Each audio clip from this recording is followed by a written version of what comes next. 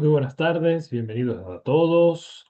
Damos inicio de esta grabación sobre el trabajo práctico integrador. Mi nombre es Eduardo Guerra y los sigo acompañando como cada mes, sumando información que les va a ser útil para que su proyecto pueda estar enmarcado en una condición real, en un ambiente en el cual ustedes más adelante en su desarrollo profesional puedan tomar esto como pauta a seguir para desarrollar una idea de negocio. Desde estos encuentros, lo que estamos haciendo es sumando distintos contenidos que les van a permitir, cuando los vean todos encadenados, no solamente hacer un trabajo que les va a permitir recibirse en gastronomía o pastelería profesional, sino ustedes poder hacer un negocio. En algún momento les dije que no en todos los casos cocinar rico te hará rico, pero saber esta parte del negocio sí es bastante próspera para el que la ejecuta, porque nos permite asesorar, nos permite ayudar a otros emprendedores, nos permite tomar negocios que están funcionando más o menos y acomodarlos, partiendo de todo el conocimiento gastronómico que nosotros hayamos tenido. Obviamente que siempre va a ser mejor haber acumulado conocimiento práctico, trabajando en una cocina, en una pastelería, en una confitería, algunos años y luego vos, con tus habilidades y conocimientos administrativos, gerenciales que estás aprendiendo en la cursada teórica y con toda la parte práctica, luego podés orientar a otros que no tuvieron esa formación y que no tuvieron esos años de experiencia. Así que aprovechen estos contenidos que son para toda la vida. Y hemos venido construyendo poco a poco los elementos de nuestro trabajo práctico integrador, en el cual el propósito, te recuerdo, es que entregues una idea de negocio gastronómico completa, como si yo fuese un inversor a quien le estás presentando tu propuesta para financiarla. Porque bueno, algunos tendrán la dicha de tener algunos miles de dólares por allí esperando ser invertidos.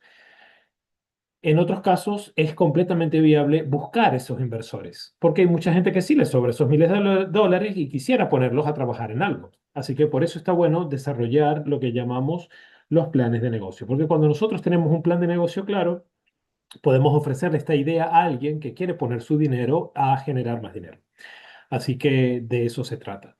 Para eso recuerden que hemos compartido varios contenidos en nuestro Drive del trabajo práctico integrador que tienen paso a paso distintos modelos para ustedes ir completando la información que necesitan, que hasta el día de hoy hemos desarrollado el concepto, hemos dado una identidad a ese concepto a través de un logotipo, una marca, una misión, visión, valores.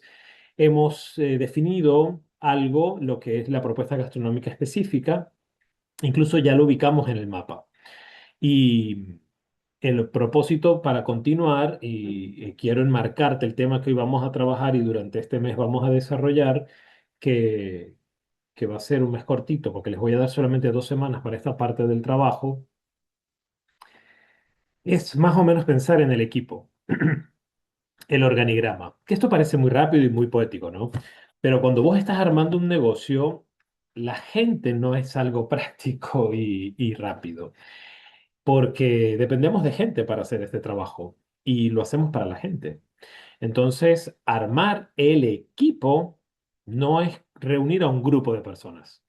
Armar el equipo es primero tener las condiciones dadas para que esas personas tengan un ambiente y un espacio de trabajo adecuado para desarrollar. Segundo, es que todos los procesos estén completamente desarrollados, claros y esa gente sepa qué tiene que hacer. Tercero, es tener alguien que los supervise, que los oriente, que los entrene, que los reciba y que los cubra si faltan. Cuarto, es tener un plan de reclutamiento y de entrenamiento continuo para ese equipo, que hay que estarlo actualizando, motivando, porque este negocio, lamentablemente no todos como ustedes y yo estudiamos para trabajar en este negocio. Muchos entran al negocio porque no les quedó de otra. Entonces, cuando alguien les ofrece 5 pesos más o 5 pesos menos, se van. Es muy amplio el porcentaje de rotación de personal en este negocio.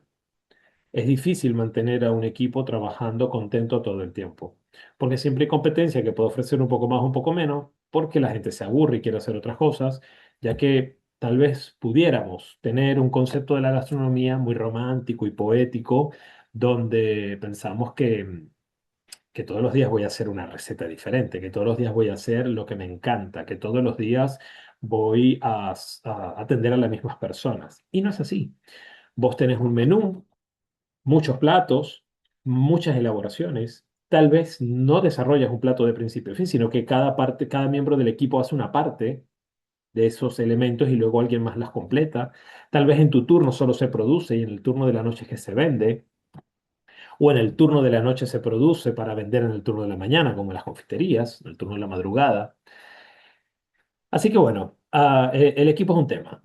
Y el tema, hay muchos temas del equipo, pero uno de los que quiero llegar a ustedes es que cuando he leído estos trabajos en años anteriores, el trabajo o la tarea de armar el equipo es muy de librito. ¿En qué sentido? Bueno, no sé, yo quisiera trabajar con 15 personas y armo mi brigada según me explica el libro, cómo deben ser las personas, chef ejecutivo, pastelero ejecutivo, un A, un B, un C, un T, y bueno, un montón de gente que luego tal vez no los pones en una nómina, no sabes cuánto le vas a pagar, cuánto se necesita para mantener ese equipo allí contento todos los días, y si realmente es necesario un equipo tan grande. O a veces pienso que yo puedo hacerlo todo. Y de pronto sí, soy un pequeño productor, tengo un emprendimiento, yo ya estoy acostumbrado a desarrollar mis productos solito y venderlos solo. Bueno, está bien, pero la idea de este negocio y de este proyecto es que no necesariamente tienes que ser autoempleado. La idea es que vos puedas ser en algún momento un empresario. Y la diferencia entre un empresario y un autoempleado es que el negocio depende del autoempleado. O sea, si vos sos dueño de negocio, slash autoempleado, trabajas allí, depende todo de ti, todo lo haces vos, las compras, la elaboración, la producción, el mercadeo, todo lo haces vos. ¿Qué pasa si vos no estás un día, o dos, o una semana? Seca el negocio, se pausa el negocio. La diferencia con un dueño de empresa es que él tiene el control del negocio, tiene dibujado todo el trabajo, conoce todos los procesos, pero tiene un equipo que trabaja para él. Y no depende de si él aparece hoy o no aparece hoy para que el servicio fluya. Bien, así que hay varias formas de ver este trabajo. Vos podés ser dueño de negocio slash autoempleado, ser empleado nada más, ser asesor y dibujar todos estos proyectos o ser dueño de negocio. Bien. Mientras más sepa el dueño del negocio sobre el negocio, es mucho mejor siempre, por supuesto. Pero si el dueño del negocio no está un día, el negocio fluye, no se para, no depende todo de vos. Está todo organizado para que pueda manejarse sin ti. En el material que les he compartido, vamos a compartir la pantalla para recapitular algunos de esos temas.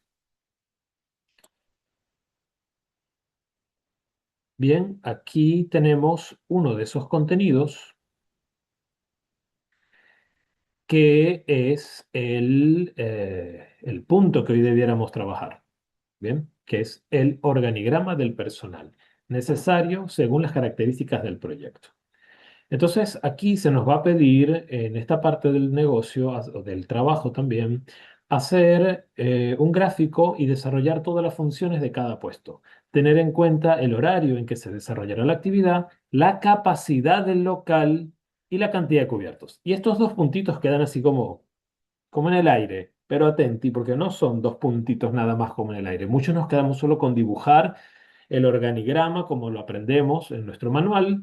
Chef ejecutivo, pastelero ejecutivo, segundo, chef de partís, jefes de partida, pastelero, panadero, cocinero, lo que sea, ayudantes, bachero, y armamos un equipito y listo.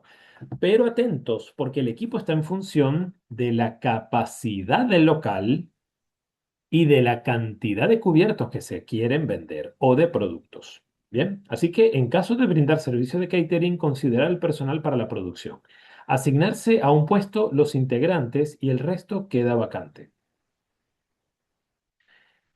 Realización de búsqueda de empleo para puestos vacantes. O sea, ustedes tendrían que formar parte del equipo y luego también tendrían que dibujar bajo qué esquema convocarían ustedes el sumar nuevos empleados. Aquí está bueno también que dibujemos un poquito lo que sería el cómo los vas a reclutar, ¿De dónde vas a sacar esa gente? ¿Cómo la vas a llamar? ¿Vas a tener anuncios en CompuTrabajo? ¿Vas a sacarlos de LinkedIn? ¿Vas a poner anuncios en la prensa? ¿Vas a usar las plataformas de Instagram? ¿Vas a poner cartelitos en las esquinas de tu casa? ¿Qué vas a hacer? ¿Cómo los vas a reclutar? Va a haber una entrevista inicial, va a haber una segunda entrevista, va a haber un día de prueba. Bien, un poquito está bueno dibujar ese protocolo para poder tener claro cómo va a ser el desarrollo del reclutamiento. Y luego siempre está bueno saber cómo vas a entrenar a esas personas, cómo les vas a dar el seguimiento. ¿Sí? Es muy importante. Luego está lo que se llama la capacidad del local. La capacidad del local es lo que el local puede vender. Bien, la capacidad instalada del local. Es decir, ya ustedes con haber hecho la ubicación del local deberían tener una idea real de los metros cuadrados del espacio que ustedes tienen. Si leyeron el punto que les sugerí en los apuntes, ahí les había compartido uno de los elementos de los manuales que se llama el manual de gestión del Bully Foundation CaixaBank. Allí hay una parte de la página, el punto este, de pensando en nuestro ecosistema. Les pedí que lo leyeran y que lo usaran como referencia, ¿bien? Pensando en nuestro ecosistema. El local, detalles del local, cómo se distribuye una cocina. Esto para que sepan el centro de producción. Y luego, en el siguiente punto, se desarrolla el equipo. Bien, así que aquí les invito a que lean de la página 227 a la 234 porque les va a servir mucho para calcular bien el equipo de trabajo, quiénes son esas personas que ustedes necesitan.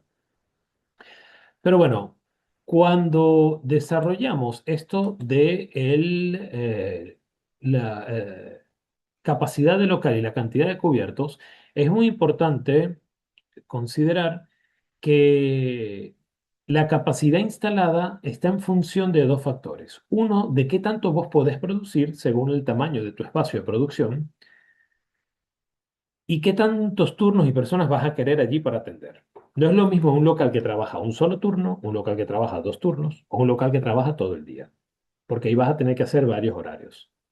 Segundo, cuando tú diseñas horarios, también tienes que pensar que tienes que calcularle los días libres a cada persona, los días francos, mínimo uno por ley, y quién cubre esos francos. Otra cosa que tienes que calcular es a cuántas personas vos pensás atender más o menos diario, o más o menos semanal, o más o menos mensual. Son tres categorías, diario, semanal y mensual, porque un local no vende lo mismo todos los días, ningún local, con ciertas excepciones. Casi siempre hay una montañita que suele tener picos los fines de semana y picos de horas también, no se vende todo el día, con ciertas excepciones. Entonces, es importante identificar eso porque vos tenés que calcular, hacerte una idea de cuántos van a ser tus cubiertos vendidos. Porque, a ver, vamos a hacer un ejercicio cortito. Imagínate, ustedes son cuatro o cinco integrantes y quieren hacer algunos de ustedes unos locales bastante, em, ¿cuál sería la mejor palabra? Ambiciosos. Entonces, supongamos que necesitas a 10 personas, porque vas a tener dos turnos. 10 personas, muy bien. ¿Cuánto gana hoy un gastronómico promedio básico? 1.000.000, 1.200.000, 1.500.000. Un buen perfil, 2 millones. Si es jefe de cocina, jefe de partida, 2,5 millones. Pero no todos van a ser jefe de cocina. Entonces se tienen que organizar. Además que necesitas a un comprador y a un almacenista o a un comprador almacenista. Además, acordate que necesitas gente de sala, gente en la caja o mozo cajero. Muchos de ustedes necesitan un barista o alguno de ustedes tendrá que asumir el rol de barista, solo hacer café y bebidas. Siempre necesitamos un bachero. Generalmente necesitamos alguien que limpie, una persona de maestranza o dos, dependiendo del local, su cliente y su dinámica. Entonces piensa en todos estos cargos y, y se necesita un encargado de sala, un encargado de turno, un responsable de turno, que no siempre está en la cocina, está afuera, está atendiendo el servicio, la facturación, los pedidos, la atención al cliente, eh, los deliveries, etcétera. En cambio, los jefes de producción están metidos en la zona de producción produciendo, rotulando, cuidando la mercadería, haciendo recetas, recibiendo proveedores, ordenando, limpiando y acomodando todo dentro de la zona de producción. Así que necesitas un equipo interesante. Pero toda esta gente tiene que cobrar. Entonces no todos pueden ganar igual. Bien, no estamos en un socialismo, en una cooperativa o algo donde todos damos lo mismo y recibimos lo mismo, ¿no? Aquí cada quien según su rango. Como habrán visto ya, las cocinas, los negocios gastronómicos son bastante jerárquicos en este sentido. Y para eso hay un baremo, hay una referencia que son los sindicatos de cocina, de gastronomía y de pastelería. Ellos hacen un listado que actualizan cada cierto tiempo, donde según la categoría, si es restaurante grande, mediano, chico, una estrella, dos estrellas, cinco estrellas, etcétera, y qué rango y perfil dentro del trabajo. Busquen esto, los datos de estos sindicatos que están publicados siempre en sus redes sociales. El sindicato de gastronómicos y el sindicato de pasteleros manejan esto con mucho detalle. Ahí dice más o menos cuánto gana cada uno de los rangos. Y ese es más o menos el piso. O sea, vos podés pagarle más a a tus empleados, pero bueno, el mínimo es eso. Y luego cobran propina y bonos y todo lo demás que tú les quieras dar. Pero bueno, hacete un numerito, porque la nómina normalmente representa el 10, el 15, hasta el 20% de los ingresos de un restaurante. Es bastante, es un número bastante alto. Pensá que depende qué productos vos vendás, vos tenés que tener una venta suficiente como para poder cubrir con todos tus compromisos económicos y financieros y que te quede una ganancia. Entonces ahí es donde nosotros tenemos que considerar la capacidad de local y la cantidad de cubiertos. Cuando yo pienso en la capacidad de local, es cuántas personas pueden entrar o cuántas personas pueden estar sentadas comiendo al mismo tiempo. Y tenés que calcular más o menos cuánto, según tu negocio, es una visita promedio. Vamos a hacer un ejercicio. Supónganse que yo estoy trabajando, yo tengo algunos de ustedes tienen un modelo de negocio que es un restaurante temático, pónganle. Entonces trabajas el almuerzo y trabajas la cena. Entonces estás abierto de 12 a 12, ponele. Pero no es que la gente de tus empleados lleguen a las 12. Para llegar a las 12, para abrir a las 12, tenés que tener a la gente un rato antes. Y si cerrás a las 12, tenés que tener a la gente un rato después. Entonces, tranquilamente tenés allí dos turnos. Y vos tenés una sala donde caben 30 personas sentadas, por ejemplo. Entonces, uno tiene que calcular cuánto es mi ticket promedio, cuántos cubiertos puedo vender y más o menos cuánta gente máxima pudiera atender, que son estos tres puntos que tenemos acá. Bien. Bueno, no está el ticket promedio, pero el ticket promedio va a ser necesario que lo sepas y que al menos lo dibujes. Hoy no vamos a hacer el ejercicio de cómo calcular un ticket promedio porque no tenemos todavía sus menús y sus recetas, pero puedes investigar a los negocios que te sugerí que identificaras que podían ser una competencia parecida a tu modelo de negocio y revisa cuánto es lo que una persona gasta en promedio allá. Vamos a hacer un ejemplo cortito. Imagínense que ustedes venden hamburguesas y van a McDonald's o Mostaza o Burger King. ¿Cuánto gastas cada vez que visitas? ¿20.000 pesos tal vez? Vamos a hacer un número así redondito y fácil. 20.000 pesos. Un combo extra, pónganle. Entonces, eso sería un ticket promedio. O sea, una persona va a uno de estos puestos de hamburguesa y cada vez que va gasta más o menos en promedio 20.000 pesos. Pónganle más, pónganle menos, dependiendo de la categoría del local, ¿no? Vamos a ponerlo 20.000 pesos. Hoy con 20.000 pesos comes en la calle, ¿ok? Comes en la calle tranquilos, poquito, sencillo. Eh, Entre dos, viste, una pizza y un par de bebidas son más o menos 40.000 pesos. Así que vamos a poner el número de 20.000 pesos en comida diaria, no de celebración, no de especial, nada de momento de memorable, ¿no? Un día normal. Entonces, vos tenés que calcular según tu tamaño de local, ¿a cuántas personas puedes atender al mismo tiempo? Imagínense que lleguen 20 personas al mismo tiempo y todas al mismo tiempo piden una hamburguesa. Entonces vos tendrías que tener una zona de producción lo suficientemente amplia como para poner 20 hamburguesas al mismo tiempo en la plancha, tener espacio para armar 20 hamburguesas al mismo tiempo, tener freidora suficiente para freír 2 kilos de papa al mismo tiempo, 3 kilos de papa al mismo tiempo, y las personas que hagan eso. ¿Bien?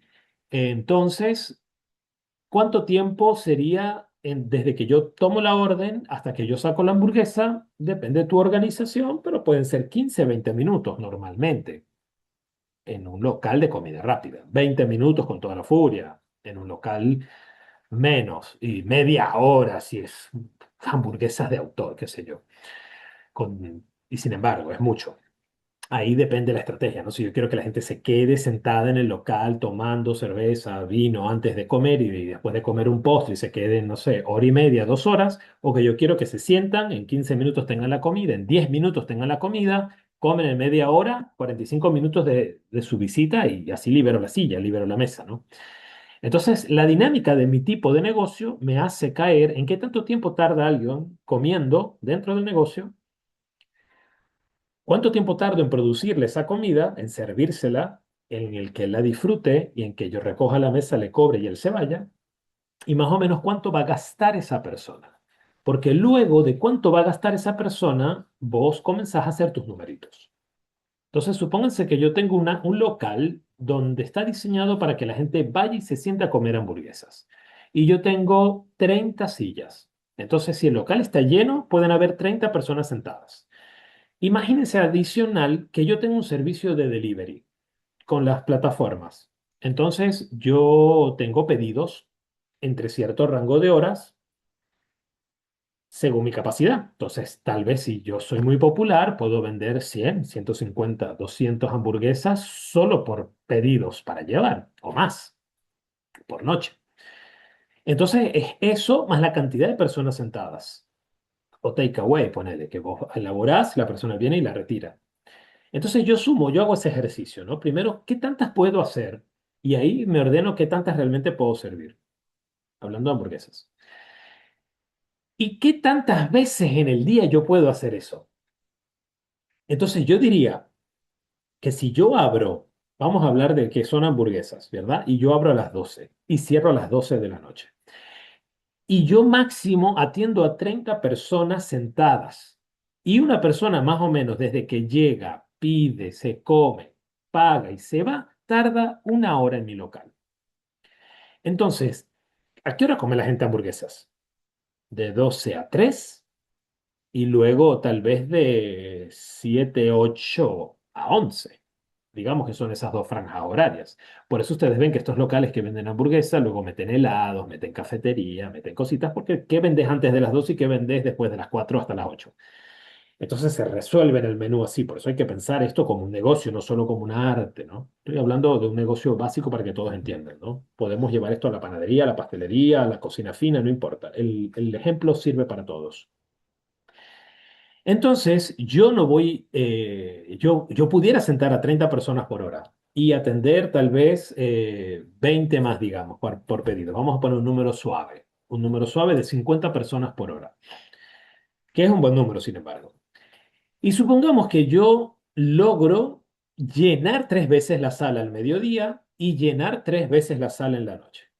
Entonces yo pudiera vender 50 por 3, 150. Y en la noche, ponele 4 veces la llenaría a las 7, a las 8, a las 9 y a las 10. Entonces son 200. Y 150 son 350 cubiertos de capacidad instalada que yo tengo. Si yo hago estrategia y tengo algunos productos de merienda o similares como para compartir en los horarios raros de 4 a 7, redondeemos ese número a 400 cubiertos diarios. Entonces, esa pudiera ser la capacidad instalada del local, al 100% de ocupación. Pero eso es poco probable, es poco probable. Entonces, yo debo ser coherente. La gente no come todo el día, todos los días y llena el local. A veces lo hace viernes, sábado y domingo. A veces lo hace solo en la franja del mediodía, de almuerzo rápido, de lunes a viernes, y solo vendo en la noche, sábado y domingo. Yo tengo que ver ese movimiento de mi local. Pero como yo no lo sé porque no he abierto mi local, tengo que ir a ver a la competencia. Por eso era tan importante que ustedes identificaran dónde y quiénes están por ahí. Porque vos tenés que ir a ver la competencia y saber a qué hora va esa gente a comer a ese local. ¿Qué tanto tiempo tarda comiendo? ¿Cuánto gasta más o menos cada vez que come?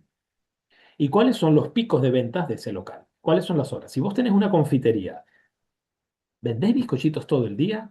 No, tenés picos. El pico del cole en la mañana, el pico de la meriendita de la oficina, el pico de la segunda merienda cuando salen los pibes del colegio, el pico de antes de irme a casa. Tenés unos 4 picos de venta más o menos. 5 picos de venta. El resto del tiempo el local no está lleno. A no ser que te inventes cosas, que eres en la hora del té, los platitos, el combo de tal hora a tal hora, el paga dos y lleva, el paga uno y lleva dos, el 50% de descuento hoy con el banco no sé cuál, y así sucesivamente, la hora de la merienda, el after office, todas esas cosas suman para vender más. Cuando vos tenés identificada cuál es tu capacidad instalada, nunca podemos hacer una proyección de ventas al 100% porque es ilusoria. Porque no vendemos todos los días al 100%, con ciertas excepciones, locales muy establecidos, locales que se llenan todo el día, todos los días. Les doy un ejemplo. Por ejemplo, hay locales de comida típica peruana en Once que antes de abrir tienen una fila de gente. Y durante todas las 4 horas de la comida del mediodía está la fila siempre llena esperando para sentarse. Entonces esa gente está al 100% las 4 horas que está abierto. Además que está vendiendo para llevar. Pero eso lo lograron con mucho tiempo de trabajo. Y no es un restaurante fino, ni muy elaborado, ni muy nada. Son comida voluptuosa, grande, abundante, generosa, no costosa. Y el local es ruidoso, es grande, es iluminado. O sea, es un local de comida, comer mucho y irme feliz, nada más. No es de una experiencia gastronómica. Pero esos locales logran estar llenos casi todo el día, todo el tiempo. Pero eso no pasa en todos los locales. Luego, los fines de semana, las noches, los locales, muchos locales se llenan. Si vos tenés reservas y atendés poca gente, como muchos de ustedes que tienen proyectos de comida fina por pasos, restaurantes ocultos y demás, la dinámica es diferente. Ahí tal vez tenés reservas y solo trabajas de noche. Entonces te podés hacer estos números más fácilmente, ¿no? Porque en una cena elegante, cuando vos vas a un restaurante, vos no comes en 45 minutos, vos te quedás allí 2 horas por lo menos. Entonces atendés tal vez 2, 3 turnos con toda la furia en una noche. Bien, partiendo desde las 7 de la noche, la primera reserva, de 7 a 9, de 9 a 11, y tal vez un turno intermedio por allí. Entonces, podés llenar la sala si haces reservas. Pero no llenas la sala de lunes a domingo, tal vez la llenas solamente de miércoles a domingo, de miércoles a sábado. Entonces uno hace un cálculo al 60% de ocupación, al 70% de ocupación, porque vos tenés que ser realista. Cuando estés lleno todos los días, pues maravilloso, contratás más personal, compras más comida y vas a tener más ganancia.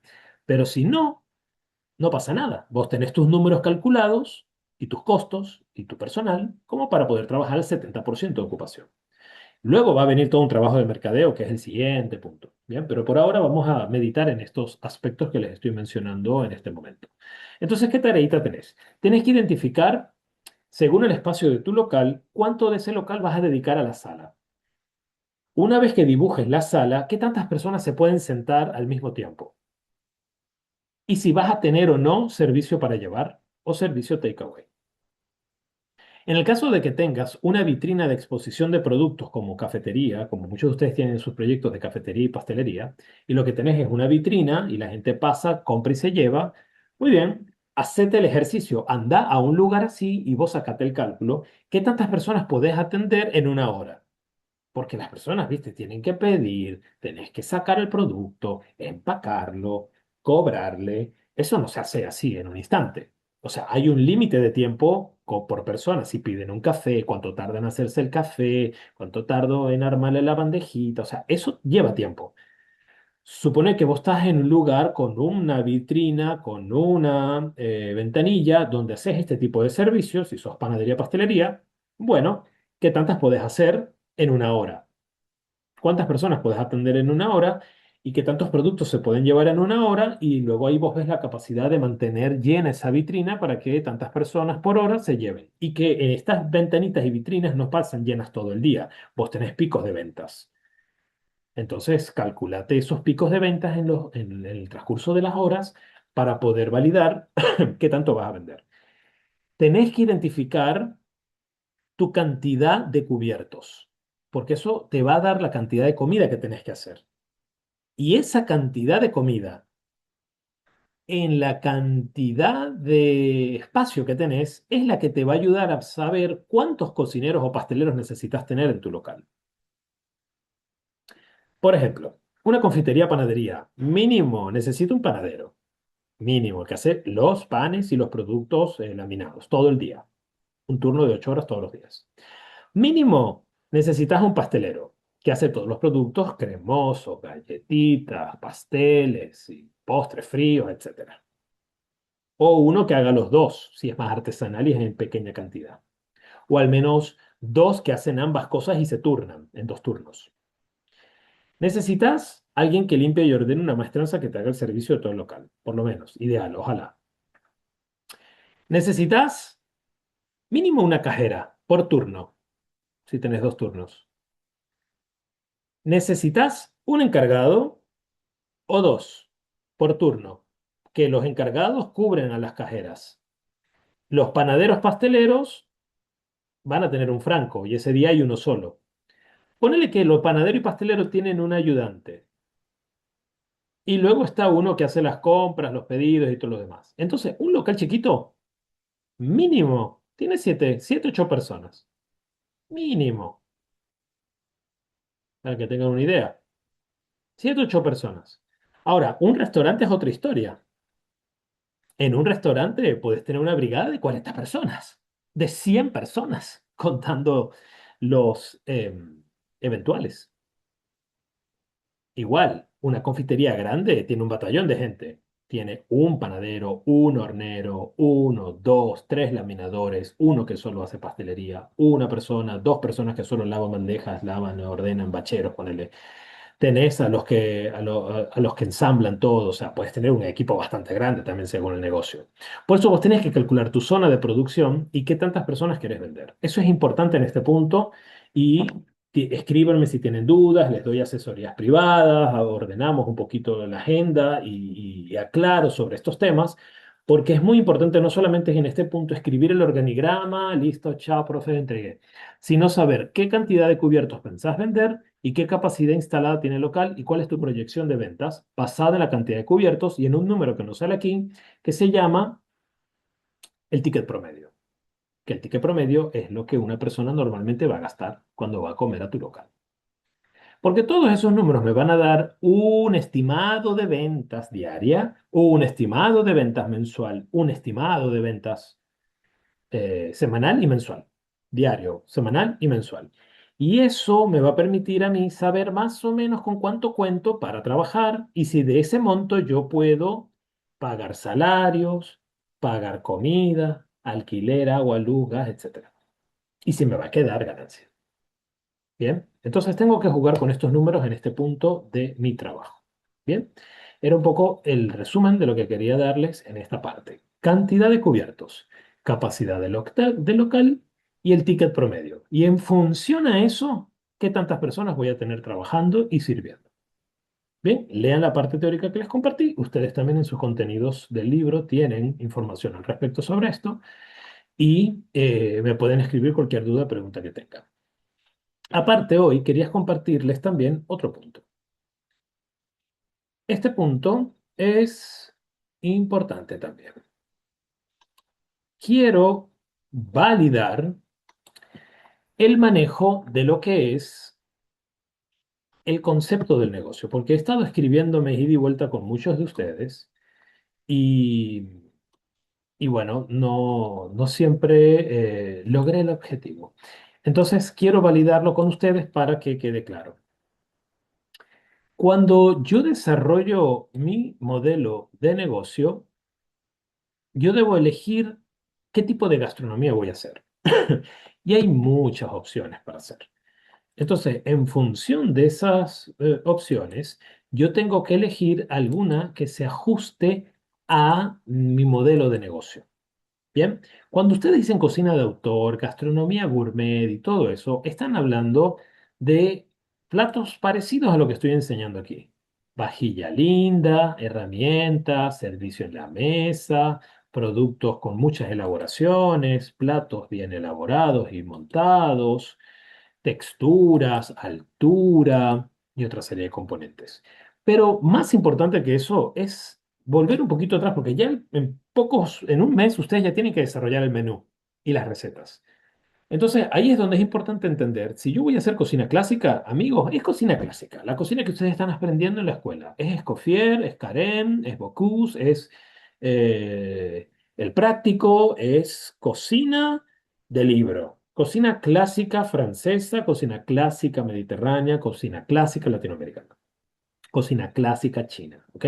Cocina universal es lo que ustedes están aprendiendo en la escuela. Panadería, pastelería tradicional. Son las confiterías de toda la vida. Bien. Esta cocina está caracterizada por platos emblemáticos. Ahora, si yo me muevo un poco más y me voy a lo que se llama cocina contemporánea, ahí yo agarro sabores tradicionales y comienzo a aplicarle técnicas de construcción, esferificaciones, espumas y aires, cocina al vacío, uso de nitrógeno, elementos decorativos de textura, de sabor, el servicio más pequeño. Aquí es otro modelo de trabajo. Platos más minimalistas, menús más complejos con más ingredientes, elaboraciones más detalladas donde hay mucho tiempo, mucha inversión en el montaje de un plato. Bien, esto es cocina costosa. Aquí un plato no te cuesta 20.000 pesos. Aquí un servicio te cuesta 300, 400.000 pesos. 150.000 pesos un cubierto de buenos días, de tranqui. Entonces, esta comida requiere más mano de obra, requiere más espacio en la cocina para almacenar elaboraciones y más espacio de mesada para el trabajo del emplatado. Requiere más inversión en equipamiento y en vajilla, en cubiertería, en mantelería. Es un nivel de servicio mucho más dedicado. Por otro lado, está la cocina de mercado. Esta cocina es buena, bonita y barata. Es generosa, es abundante, son comidas conocidas, la comida de todos los días, la milanesa, el tuco, la tortilla, el pastel de papa, lo que la gente come de paso, los sándwiches, pizzas, empanadas, pollo asado, ¿bien? La cocina de mercado es comida al paso. Vos estás haciendo compras, compras esto y te lo llevas, o estás en un mercado y compras lo que también llamamos la roticería de los supermercados, de los mercados tradicionales, ¿no? Luego viene otra cosa, que es vanguardia, que no necesariamente es contemporánea. Atenti con esto, porque la cocina contemporánea puede ser de vanguardia o no. Yo puedo tener cocina contemporánea española. Entonces yo tengo un lindo restaurante con una sala muy delicada, muy bien decorada, donde sirvo platos españoles tradicionales con nueva vajilla, con presentaciones distintas, con alguna intervención de los platos, pero no es vanguardia. No uso nitrógeno líquido, no hago esferificaciones, no uso espumas, aire, geles ni cosas así, de este estilo. Em, Bien, y soy contemporáneo porque no soy un bodegón, no soy una tasca, no soy un bistró, no soy o, eh, un otro modelo de negocio así muy clásico y tradicional. Cuando yo hablo de cocina de autor de vanguardia, estoy hablando de otras texturas, aires, geles, espumas, cosas que parecen pero no son. Por ejemplo, supone que vos crees que esto es pasta, pero no es pasta, sino que es una lámina de melón pasada por el vacío y formada en forma de capelletti, pero no es un capelletti de pasta, sino de melón texturizado, relleno de jamón. Entonces, esto es otra cosa, ¿me explico? Esto es otro estilo al cual uno va evolucionando y pocos venden esta cocina. Yo les pudiera decir, mire, me sobran dedos en las manos para decirles cuántos restaurantes de este estilo de vanguardia, vanguardia hay en Buenos Aires. En Buenos Aires, que es una capital del mundo, gastronómica, gigantesca. Miren, vanguardia, vanguardia, por ahí van, ¿ah? No mucho más. Y comer en un restaurante de vanguardia aquí cuesta 400.000, 500.000, 600.000 pesos por persona. 350.000 pesos, sin más vinos. O sea, tranquilamente puedes gastar 1 millón de pesos una pareja una noche o más. Están diseñados para los turistas, cobran dólares, reservas de días de antelación. Es otro modelo de negocio. Luego está también la cocina popular. Cocina de guiso, cocina de cuchara, cocina generosa y abundante, cocina que de pronto puede tender a la vianda, puede tender al comedor que solamente trabaja de 12 a 3 y cierra las puertas. Cocina de solo fin de semana, donde hice un asador, vendí todo lo que tiré a la parrilla y cerré la puerta y me fui a la casa. Cocina popular, cocina de barrio, cocina que de pronto la ves en la esquina de tu barrio, al señor haciendo las tortas fritas. Más atrás de pronto tenés un señor que asa pollos y vende pollos asados con papas asadas. Puedes tener otra señora que solo vende empanadas. Cocina popular es también un gran modelo de negocio porque deja buenas ganancias, vende mucho y no trabajas todo el día y no necesitas a 10 personas para hacer esta cocina. Bien. Es más, la mayor cantidad de restaurantes que tenemos en el mundo son de cocina popular. Son la cocina que come la gente como cualquier gente en la calle todos los días. La gente del mercado, la gente que labura en la oficina. ¿Ven? Aquí mucho entre lo popular y lo tradicional y del mercado está lo que conoceríamos tal vez como viandas, que es comida conocida, tranquila, buena, bonita, nada extravagante, ni demasiado construida, ni emplatada, con lujo, ¿ok? Luego, dentro de la vanguardia, hay todo un movimiento que nació hace unos 20 años que se llama la cocina tecnoemocional, que esto es otra cosa. Es cocina de concepto también se llama. Hay un referente latinoamericano de esto que es Virgilio Martínez, por ejemplo, del restaurante Central de Perú, de Lima. Investíguenlo. Hay un gran referente mundial de esto que inició la cocina y le dio el nombre a esto que se llama Ferran Adrià en España, que hoy evolucionó a un centro de investigación para la vanguardia gastronómica en Cataluña, en la Costa Azul. Transformaron su restaurante que cerró hace unos 15 años en un centro de investigación y editan libros y se generan contenidos. El manual de Caixa de formación de negocio es editado por el Bully Foundation, Ferran Adrià, el cocinero más relevante del siglo.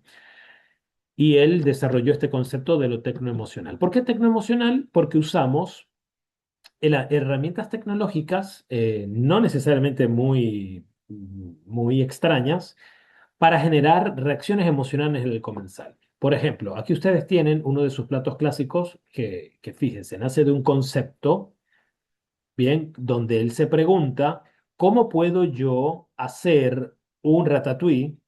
¿Ok? Que es una menestra de verduras. Ustedes ya hicieron ratatouille, hicieron caponata alguna vez, hicieron el pisto manchego. Bueno, eso es una menestra de verduras. Entonces él dice, ¿cómo sirvo la menestra de verduras, el ratatouille clásico, usando puras texturas líquidas, aéreas y gelatinosas? Ahí nace el concepto. Él piensa en esto, lo dibuja y dice, ¿cómo quisiera que se viera en el plato? ¿Qué texturas quiero que haya? Y bueno, fíjense, este es uno de los primeros platos de concepto que se desarrolla en el 94, donde aquí hay puré de tomate, espuma de pimiento, gel de puerro, helado de ajo y cosas así que vos te las comes todas juntas, cerrás los ojos y te estás comiendo un ratatouille, un pisto manchego, una caponata, pero realmente nada que ver, pareciera una heladería esto. Y nada que ver con un helado, porque hay texturas tibias, frías, calientes, heladas, o sea, todas las texturas en un solo plato. Esto es cocina tecnoemocional o de concepto que es otra cosa. Bien, es otra cosa. Donde juego con la picardía, donde las cosas no son lo que parecen, donde de pronto esto es un tomate, pero no hay tomate allí. Y vos lo abrís y es otra cosa. Y está todo en texturas. Entonces, esto demanda herramientas, deshidratadores, hornos de convección, máquinas para envasar al vacío, em, máquinas para hacer algodón de azúcar, máquinas para triturar, para moler, para hacer helados, muchas máquinas, ¿ok? Mucho espacio, mucha mano. Así que bueno, entonces el, el trabajo de lo tecnoemocional se sale de nuestro campo en este momento. Y la tradición, aquí, más allá del mercado y más allá de lo popular, la cocina tradicional está más atada a una cultura, está atada a una región, está atada a una nacionalidad muchas veces. cocina boliviana, cocina peruana, cocina paraguaya, cocina del norte argentino, del sur argentino, cocina de Mendoza, cocina de española, italiana, francesa, bien, caribeña, venezolana, colombiana, cubana. Esto es cocina tradicional, donde tomo los platos típicos de una región y armo un menú con ellos. No necesariamente de toda la región, puede ser de una provincia, de un pueblito, de una zona, de una ciudad. Esto es muy amplio, pero sí respeto la tradición, respeto la receta, respeto la abuela, respeto al abuelo, a los que vinieron de Europa. O sea, estos platos no cambian mucho. Trato de mantener el ambiente relacionado a esto y, y es muy linda, vende mucho y la gente la elige. Vos querés comer tacos y no vas a ir a una pescadería. Vos querés comer una paella y no vas a ir a una hamburguesería. O sea, son lugares específicos de clientes específicos que si son buenos, tienen buena venta. Porque siempre hay comunidades en todos lados. Y tenemos la cocina fusión. La cocina fusión yo agarro un poco de acá y un poco de allá, un poco de mi saber y comienzo a hacer cosas. Pero más o menos tiene una base. No es que yo me invento algo nuevo de la nada, ¿ok? Eso ya es vanguardia. Si yo fusiono, entonces aquí les doy algunos ejemplos. Por ejemplo, chaufa o la cocina chifa, que es Perú y China. Toda la comunidad china que fue a Perú cocinó chino con sabores peruanos, para el peruano y para el chino. Entonces eso se llamó chifa. Cocina Tex-Mex. Todos los mexicanos que se fueron al sur de Estados Unidos y vivían allí y hicieron tradición allí y querían comer más o menos su comida, pero también venderla a los americanos, entonces comenzaron a hacer cosas que no eran completamente mexicanas, pero que ayudaban a los americanos, entonces nació el famoso Tex-Mex, que no es exactamente comida clásica mexicana, pero es otra cosa. Es comida mexicana en Estados Unidos, en el sur de Estados Unidos. Bien, la Tex-Mex, por ejemplo. Luego tenemos, por ejemplo, aquí sale la Nikkei, que es la influencia japonesa en Perú. Entonces hacemos sushi y rolls y otros platitos japoneses con sabores latinoamericanos, con texturas latinoamericanas, con ingredientes latinoamericanos. Está la comida criolla, que suelen ser influenciada por España, ¿bien? Eh, y así hay muchas otras, ¿ok? Pero bueno, la cocina fusión es eso, agarro dos regiones conocidas, generalmente una me influye porque soy descendiente, tercera generación, o vivo en una comunidad, o quiero servir a esa comunidad, y yo me armo más o menos que no es completamente español, sino neoespañol, que no es completamente chino, sino chifa, que no es completamente mexicano, sino Tex-Mex, por ejemplo. Bien, entonces, estas son algunas ideas que quise usar y que aplican también en el mundo de la pastelería, bien, porque hay pastelería tradicional, hay pastelería de concepto, hay pastelería popular, hay pastelería de vanguardia, de mercado y contemporánea y clásica. Aplica igualito a la pastelería, bien. Entonces, ya sabiendo ustedes en cuáles de esos contextos están ubicados, es que tendríamos que enmarcar mejor nuestro proyecto. Esto se los quería dar porque he tenido mucho ping-pong con ustedes en qué es para vos clásico, qué es para vos artesanal, qué es para vos gourmet. ¿Vieron? Porque usamos esas palabras un poco sin saber. Artesanal es un tema que no entré hoy en profundidad, pero cuando hablamos de pastelería artesanal, ¿qué me quieres decir con pastelería artesanal? Que no es hecha masivamente, que no es hecha con premezclas, que no es hecha en una fábrica, porque si no, toda la pastelería se hace con las manos, de alguna manera, solo que, y con máquinas, máquinas pequeñitas o máquinas gigantes. Pero ¿hay un cocinero con corazón detrás de eso, usando alguna de estas tradiciones gastronómicas que les he hablado?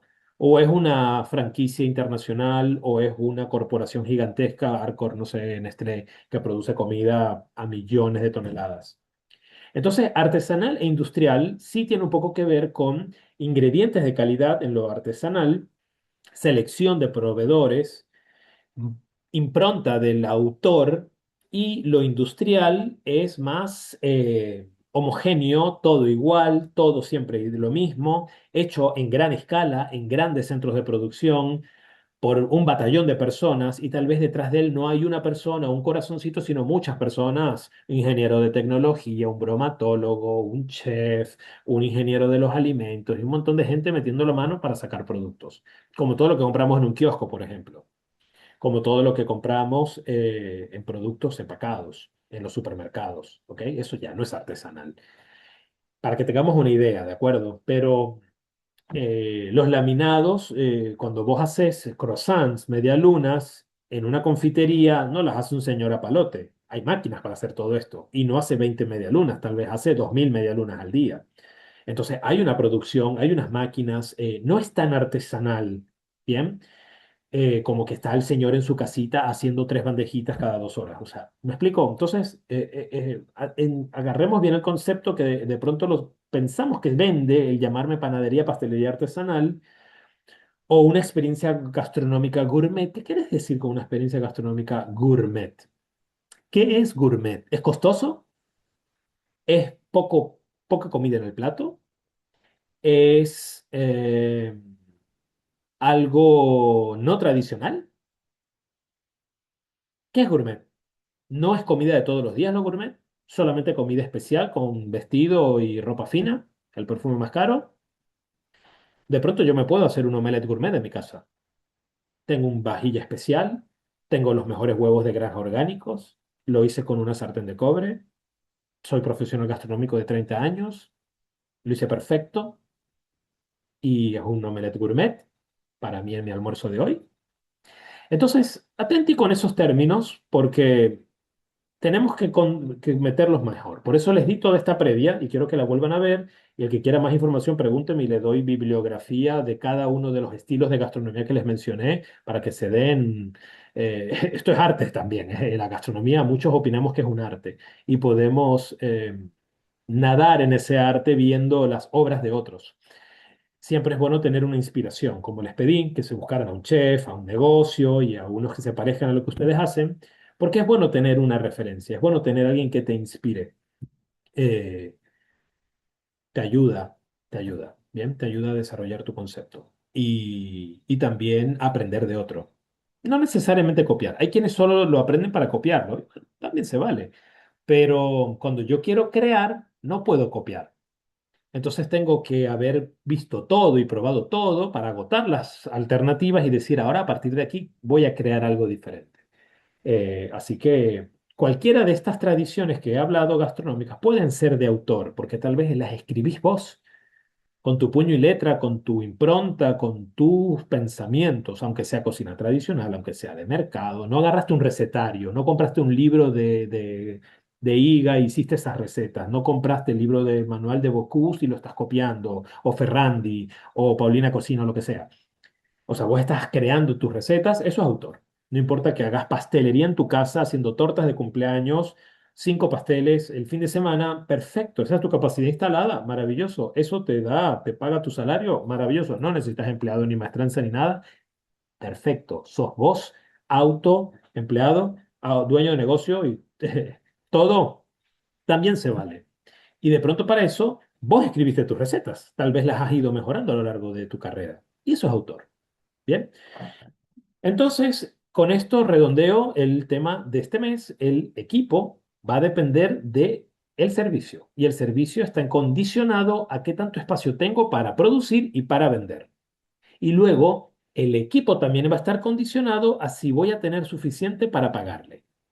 Entonces, tienen que investigar cuánto cobra un cocinero, panadero, pastelero el día de hoy, cuántos cubiertos ustedes pudieran vender en un día, en un mes, en una semana, cuánto costaría cada ticket, cada compra de un cliente en su local promedio. Y como lo sé, chef, si no he abierto ni siquiera he escrito mi menú, anda a un local parecido al tuyo. Estudialo, tómate estos datos y hace algo parecido. Bien, el papel aguanta todo. Y hoy nadie está dándoles una fecha límite. Bueno, tienen fecha límite, no, finales de noviembre, obviamente, pero eh, podemos equivocarnos. Así que lo importante es explorar. Y bueno, esto se comparte para todas las sedes. Cualquier duda, comentario, sugerencia, igacalidad@gmail.com, Eduardo Guerra. Si me ven por allí, pregúntenme también. Con gusto les respondo. Durante esta semana revisaré todo lo que me enviaron. tengan paciencia, que son muchos trabajos, y durante esta semana los profesores van a estar en las aulas con las listas de asistencia pidiendo que ustedes registren allí el nombre de su proyecto para validar si hay alguien de los compañeros cursantes, que somos más de 1000 personas en las tres sedes, que no esté todavía en un grupo o no haya hecho nada todavía. Necesito saber ese dato, ¿sí? Por favor, así que si sus profesores van a estar pidiéndoselos esta semana. Bien. No me queda más que decir por hoy. Lean la tarita que les dejé, revisen el manual del CaixaBank, hagan esta tarea de campo que ya les sugerí varias veces, vuelvan a ver este video y si tienen más dudas, comentarios o sugerencias, escríbanme. Muchas gracias y nos vemos en un mes.